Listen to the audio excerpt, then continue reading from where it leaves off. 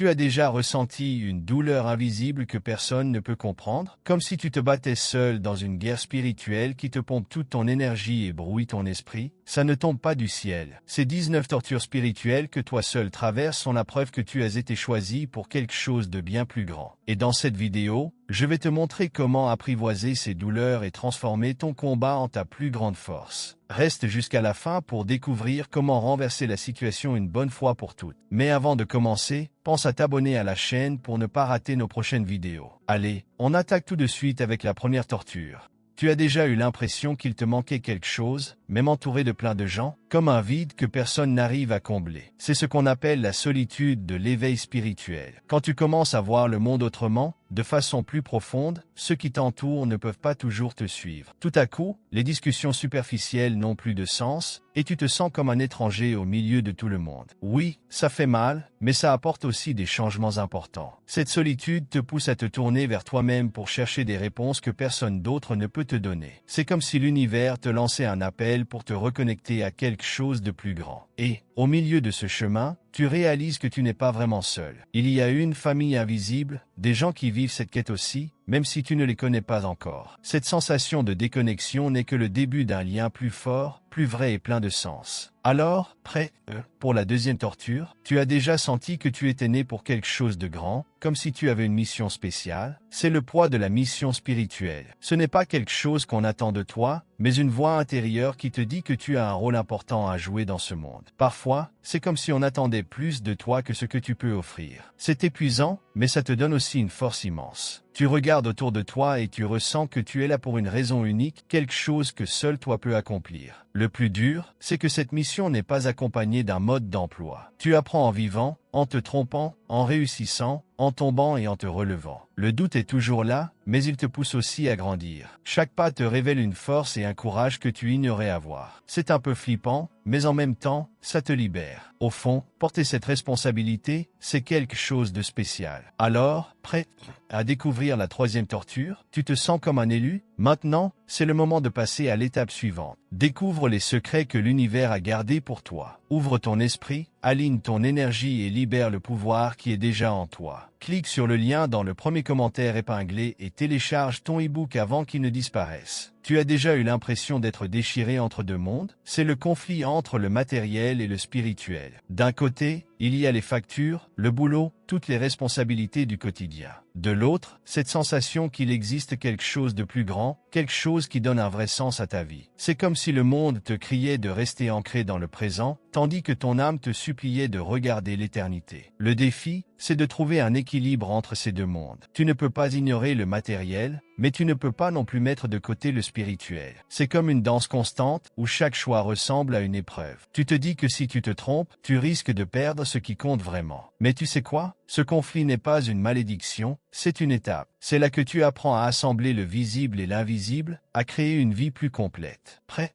à connaître la quatrième torture? Tu t'es déjà demandé s'il était possible de prendre soin de ta spiritualité tout en payant tes factures à la fin du mois? Partage ton avis dans les commentaires. Tu as déjà essayé d'expliquer quelque chose qui te semblait tellement clair et important, mais que personne n'arrivait à comprendre? C'est comme parler une langue différente de celle des gens autour de toi. C'est frustrant? Non. Tu t'ouvres, tu partages tes pensées, tes rêves, et en retour, tu reçois des regards confus, voire des jugements. On dirait que les autres ne peuvent pas voir le monde sous le même angle que toi. La douleur d'être incompris peut être si lourde que, parfois, tu préfères te taire et tout garder pour toi. Mais tu sais quoi? Beaucoup des esprits les plus brillants de l'histoire ont vécu ça. Ils étaient qualifiés de fous, d'obstinés ou de bizarres, parce qu'ils voyaient plus loin que les autres. Peut-être que c'est ton cas, voir quelque chose de plus grand, que les autres n'ont pas encore remarqué. La clé, c'est de te rappeler que ta vision unique est un cadeau, même si tout le monde ne peut pas l'apprécier. Et maintenant, dis-moi, comment fais-tu quand tu ressens non seulement ta propre douleur, mais aussi celle du monde entier? On en parle dans la cinquième torture. Tu as déjà eu l'impression de porter un fardeau qui n'est même pas le tien, comme si toute la douleur et la souffrance du monde s'étaient installées en toi. Tu remarques les injustices, les tragédies, les peurs, et tout ça semble bien trop lourd à supporter. Et même si tu veux aider, tu as l'impression que ça ne suffira jamais. Tu sais ce qui complique encore plus? Cette question qui ne te lâche pas. Suis-je là pour régler tout ça? tu finis par absorber des choses qui ne t'appartiennent pas. Au milieu de tout ça, tu oublies de prendre soin de toi. Mais laisse-moi te rappeler une chose importante, tu n'as pas à porter le monde entier sur tes épaules. Pour aider les autres, tu dois d'abord aller bien toi-même. Ça peut paraître simple, mais c'est un défi énorme quand la souffrance semble être partout. Alors, comment fais-tu pour gérer tout ça sans te perdre en chemin? On en parle dans la 6e torture. Et si je te disais que tu portes des douleurs qui ne sont même pas les tiennes, mais un like si tu as le courage de te l'avouer. Tu t'es déjà demandé si tu étais vraiment sur le bon chemin? Cette question surgit parfois, et elle peut être difficile à gérer. C'est ce moment où tu regardes tout ce que tu fais et tu te demandes, est-ce que c'est suffisant? Est-ce que je m'éloigne de ce que je devrais faire? Peu importe tes efforts, cette sensation qu'il manque quelque chose persiste. C'est comme marcher dans un brouillard épais, où tu sais que ton but est là, mais tu ne le vois pas clairement. Ce qui rend les choses encore plus compliquées, c'est la peur de faire une erreur et de t'éloigner de ce que tu crois être ta mission. Tu essaies de prêter attention aux signes, d'écouter ton intuition, ou même de suivre les conseils des autres, mais le doute reste là. Peut-être que le secret, c'est d'accepter que tu n'as pas besoin de toutes les réponses tout de suite. L'essentiel, c'est de continuer à avancer, à ajuster ta direction au fur et à mesure que tu apprends et grandis. Et maintenant, une autre question se pose. Comment partager ce que tu ressens ou crois, sans peur d'être mal compris? C'est la 7e torture dont on va parler.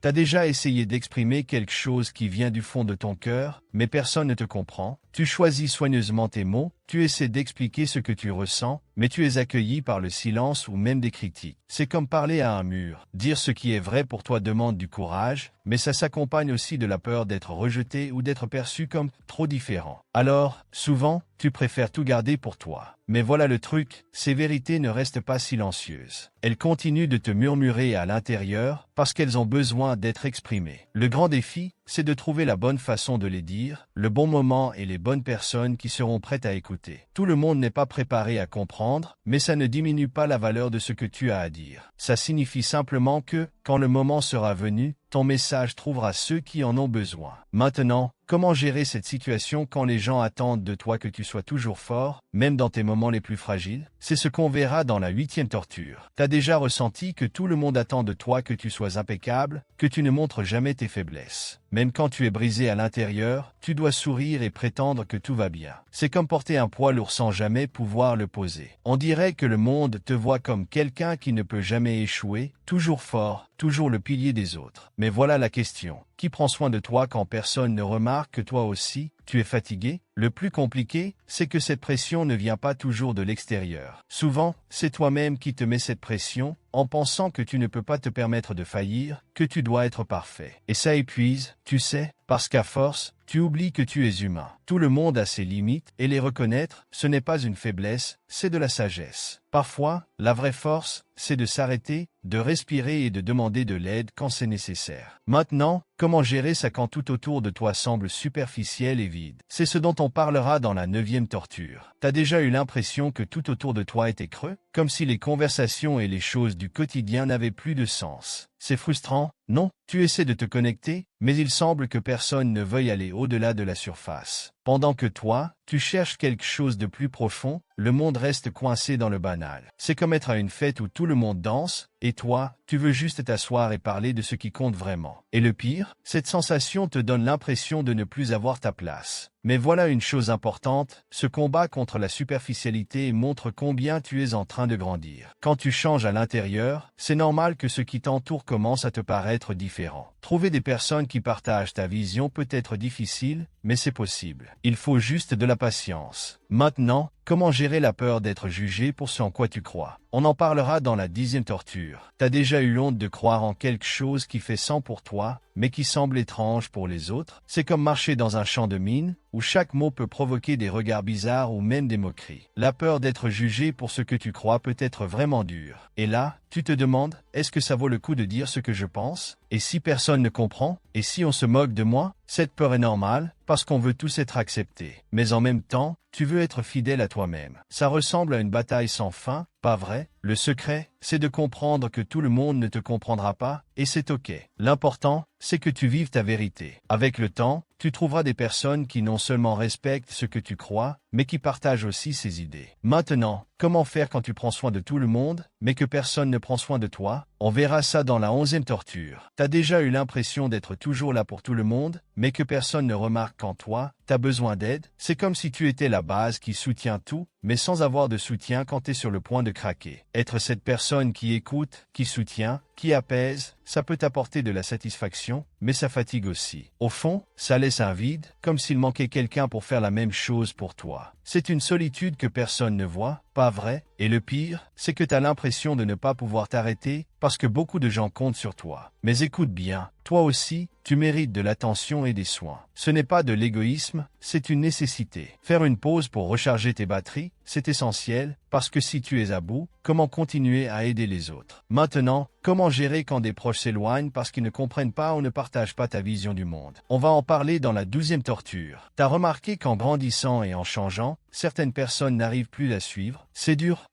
Voir des amis, de la famille ou des proches s'éloigner parce qu'ils ne voient plus le monde comme toi. Ce n'est pas que l'affection a disparu, mais vos chemins semblent partir dans des directions complètement opposées. Et petit à petit, ce qui vous reliait commence à disparaître. Le plus compliqué, c'est la culpabilité qui vient avec. Tu te demandes, est-ce que c'est moi le problème? Est-ce que j'en demande trop? Mais en vérité, quand tu changes à l'intérieur, c'est normal que certaines relations changent aussi. Ça ne veut pas dire que quelqu'un a tort. C'est juste la vie qui suit son cours. Certaines personnes vont sortir de ton histoire et ça laissera la place à d'autres. Maintenant, comment gérer quand, même en essayant de te connecter au divin, tu ressens une déconnexion spirituelle? C'est ce qu'on va explorer dans la 13e torture. T'as déjà eu ce sentiment de parler au vide, même en cherchant à te connecter au divin? C'est comme si tu étais seul, attendant un signe qui ne vient jamais. Cette sensation de déconnexion spirituelle fait mal et perturbe. Tu te demandes, est-ce que j'ai fait quelque chose de mal? Est-ce que je ne mérite pas de ressentir cette présence? Mais tu sais quoi? Même les personnes les plus sages et spirituelles sont passées par là. Ces moments de silence ne sont pas des punitions, mais une invitation à regarder en toi, à grandir et à comprendre que la connexion au divin n'est pas toujours claire ou directe. Parfois, le silence est exactement ce dont tu as besoin pour te retrouver et, ensuite, ressentir à nouveau cette présence. Maintenant, comment gérer la fatigue qui vient avec toutes ces transformations internes et externes? On en parle dans la 14e torture. T'as déjà ressenti une fatigue tellement intense que tu n'as plus la force d'avancer? Cette fatigue liée au processus d'éveil spirituel est bien réelle, et peu de gens en parlent. Tout le monde admire la beauté de la transformation, mais toi, tu ressens le poids des changements, autant à l'intérieur qu'à l'extérieur. C'est comme une montagne russe émotionnelle, un moment, t'es en paix, et l'instant d'après, tout semble s'écrouler. Le plus difficile, c'est de savoir qu'il n'y a pas de retour en arrière. Une fois que tu commences à voir la vie d'une manière plus profonde, tu ne peux pas désapprendre tout ça. Mais voici ce qui peut t'aider, te rappeler que chaque étape, même les plus difficiles, te prépare à quelque chose de plus grand. Ce n'est pas grave de faire une pause et de te reposer. La croissance, ce n'est pas une course, c'est un processus qui prend du temps. Maintenant, comment gérer ce sentiment de ne pas appartenir, même en plein milieu de tant de changements? On en parle dans la 15e torture. T'as déjà eu l'impression de ne pas être à ta place, comme si le monde autour de toi avançait à un rythme complètement différent du tien? C'est comme regarder un film dans une langue étrangère, où tout le monde comprend sauf toi. Ce sentiment de ne pas appartenir peut être très solitaire. Tu regardes autour de toi et tu te demandes, est-ce que c'est moi le problème? Ou est-ce que c'est le monde qui n'a plus de sens pour moi? Le plus grand défi, c'est de réaliser que grandir signifie parfois s'éloigner de ce qui était familier. Mais ça ne veut pas dire que tu es seul. En fait, ce sentiment de décalage peut être un signe que tu te diriges vers un endroit qui correspond mieux à qui tu es vraiment. Et avec le temps, tu trouveras des gens et des lieux qui s'alignent avec ta nouvelle façon de voir et de vivre la vie. Maintenant, comment continuer à évoluer avec humilité, sans tomber dans le piège de l'ego spirituel? C'est ce qu'on verra dans la 16e torture. T'as déjà remarqué à quel point il est facile de se sentir supérieur grâce à ton évolution spirituelle? Parfois, cette petite voix intérieure te murmure « Moi, je sais des choses que les autres ignorent ». C'est ton ego spirituel qui parle. Ça peut sembler inoffensif, mais c'est dangereux. Ça transforme ton humilité en orgueil et te sépare des autres. Sans t'en rendre compte, tu commences à juger les gens, ce qui te détourne du véritable objectif de ton chemin. Le secret, c'est de te rappeler que l'évolution spirituelle n'est pas une compétition. Peu importe à quel point tu avances, il y aura toujours plus à apprendre. Tu sais ce qui apporte vraiment la paix? Comprendre que chaque personne est exactement là où elle doit être. Ton chemin est unique, tout comme celui des autres. Pratiquer l'empathie et l'humilité, c'est ce qui te garde connecté à l'essentiel. Et quand la peur de l'inconnu surgit sur ton chemin spirituel, comment fais-tu pour gérer ça? C'est ce qu'on va voir dans la 17e torture. T'as déjà ressenti cette boule au ventre en faisant quelque chose de totalement nouveau? L'inconnu peut faire peur, mais il peut aussi être fascinant. Sur le chemin spirituel, ce sentiment est encore plus intense. Tu peux vivre des expériences inédites, ressentir des choses inconnues, ou même revoir tout ce en quoi tu croyais. Cette peur peut te paralyser, mais elle est aussi une invitation à grandir. L'inconnu, en fait, ce n'est souvent pas si effrayant. C'est juste quelque chose que tu n'as pas encore exploré. C'est comme entrer dans une pièce sombre. Au début, c'est angoissant, mais une fois la lumière allumée, tu te rends compte que tout va bien. Sur le chemin spirituel, allumer la lumière peut signifier prendre du recul, méditer ou même traverser des périodes de confusion. Ce silence, ces moments de flou, ce sont des occasions pour toi de te transformer. Un grand défi, c'est d'accepter que tout fait partie du processus. Peut-être qu'aujourd'hui, tu ne comprends pas ce qui se passe, mais ça ne veut pas dire que tu es perdu. Pense à une chenille dans son cocon, elle a l'impression que tout est fini, mais en réalité, c'est juste le début d'une transformation incroyable. L'inconnu, c'est ton cocon, et l'inconfort que tu ressens, c'est ce qui te transforme. Ressentir de la peur, c'est normal. On ne grandit pas sans sortir de sa zone de confort. Et si tu as peur, c'est que tu es proche de quelque chose d'important. Le secret, ce n'est pas de fuir la peur, mais de l'utiliser comme un guide. Elle te montre la direction, car c'est là que réside ta croissance. La peur est souvent liée à ce besoin de tout contrôler. Tu veux savoir ce qui va arriver, être sûr que tout ira bien.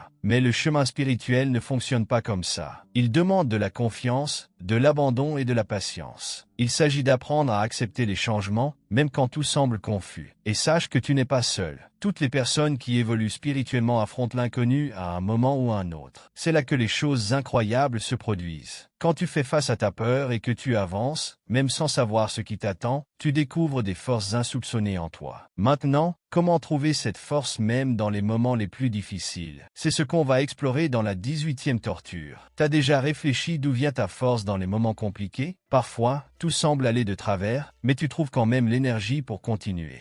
Cette force est incroyable, mais elle peut aussi être lourde à porter. Comment fais-tu pour avancer quand la vie semble te tester sans arrêt? La vérité, c'est que cette force ne vient pas de l'extérieur, elle est en toi. Elle se manifeste quand tu penses être à bout et que tu fais face à des défis qui paraissent insurmontables. C'est comme un muscle que tu ne savais pas avoir, mais qui devient plus fort à mesure que tu l'utilises. Mais être fort, ça ne veut pas dire que tu ne ressens jamais de peur ou de tristesse. La vraie force, c'est avoir le courage de ressentir tout ça. C'est accepter que pleurer, demander de l'aide ou se sentir perdu, c'est normal. Beaucoup pensent que la force, c'est de ne jamais montrer ses faiblesses, mais en réalité, c'est tout le contraire. La force, c'est avancer, même quand c'est difficile. Parfois, tu as peur de paraître faible. Ça t'est déjà arrivé de cacher ce que tu ressens pour que personne ne pense que tu échoues? Ce genre de peur peut te faire sentir isolé et compliquer les choses. Mais reconnaître que tu as des difficultés, ce n'est pas une faiblesse, c'est ce qui te rend humain. Et c'est justement là que réside ta véritable force. Un autre point important, c'est de te rappeler que tu n'as pas à tout porter tout seul. Avoir des amis, parler, méditer ou simplement rester en silence peut t'aider à recharger tes énergies. Demander de l'aide, ce n'est pas un signe de faiblesse. Au contraire, c'est une preuve que tu sais prendre soin de toi et de tes besoins. La plus grande leçon sur la force, c'est d'apprendre à faire confiance au processus. Même quand tout semble flou ou hors de contrôle, une partie de toi sait comment avancer. Cette force n'est pas toute faite. Elle se construit petit à petit, à chaque fois que tu surmontes un obstacle. Et maintenant, comment gérer la frustration de vouloir des changements rapides alors que le monde avance lentement? C'est ce qu'on verra dans la 19e torture. T'as déjà ressenti cette frustration de vouloir changer le monde, mais d'avoir l'impression que tout avance au ralenti? C'est comme si tu débordais d'idées, plein d'énergie, mais que le monde n'arrivait pas à suivre ton rythme. Tu regardes les infos, les gens, la manière dont les choses fonctionnent, et tu te dis, pourquoi c'est si compliqué de faire bouger les choses? Quand tu es sur un chemin de croissance spirituelle, ce sentiment peut être encore plus fort. Tu vois des solutions, tu comprends ce qu'il faut faire, et tu voudrais que tout le monde le voit aussi. Mais le monde ne change pas à la vitesse que tu voudrais. Ça peut te décourager et te faire douter de ta capacité à continuer.